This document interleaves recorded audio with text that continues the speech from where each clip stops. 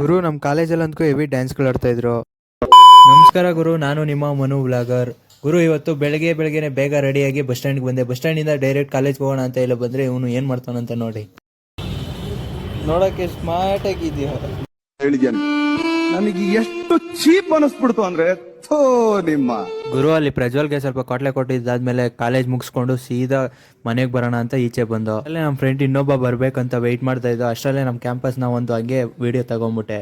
ತುಂಬಾ thank you so much. ಸರಿ ಅಂತ ಹಾಗೆ ಕ್ಯಾಮ್ರಾ ಕಡೆ ತಿರುಗಿಸ್ರಿ. ಇಲ್ಲಿ ನೋಡ್ ಗುರು, ಎಲ್ಲ ಡ್ಯಾನ್ಸ್ ಪ್ರಾಕ್ಟೀಸ್ಗಳು ಮಾಡ್ತಾವೆ. ಸರಿ ಅಂತ ನಮ್ಮ ಕಾಲೇಜಿಂದ ಬೋರ್ಡ್ ಹಂಗೆ ತೋರಿಸ್ಕೊಂಡ್ಬಿಟ್ಟು ಸೀದಾ ಮತ್ತೆ ಮನೆಗೆ ಹೋಗೋಣ ಅಂತ ಇಲ್ಲಿ ಬಂದು ಬಸ್ ಹತ್ತೋ. ಪ್ರಜ್ವಲ್ ನೋಡು ಗುರು, ಏನ್ರಿ ಸ್ಟೈಲ್ಗಳು ಮಾಡ್ತಾವನೆ. ಆವತ್ತು ಇವರ ಮುಖದಲ್ಲಿ ಒಂದು ತೇಜಸ್ಸನ್ನ ನೋಡಿದೆ.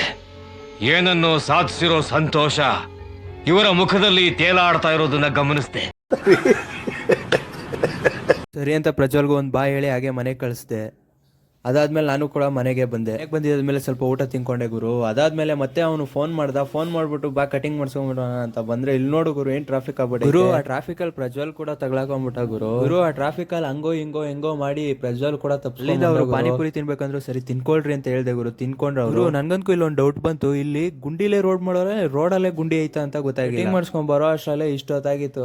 ಮತ್ತೆ ಅಲ್ಲಿ ಬರ್ಬೇಕಾದ್ರೆ ಪೆಟ್ರೋಲ್ ಖಾಲಿ ಹೋಗ್ಬಿಡ್ತು ಗುರು. ಅದಕ್ಕೆ ಇಲ್ಲಿ ಬಂದು ಪೆಟ್ರೋಲ್ ಬಂಕ್ ಅಲ್ಲಿ ಪೆಟ್ರೋಲ್ ಹಾಕ್ಸ್ಕೊಂಡು ಅಲ್ಲಿಂದ ಸೀದಾ ಮನೆಗೆ ಹೊರಟು. ಇವತ್ತಿನ ವ್ಲಾಗ್ನ ಇಲ್ಲಿಗೆ ಎಂಡಿಂಗ್ ಮಾಡ್ತಾ ಇದ್ದೀನಿ. Thank you for watching.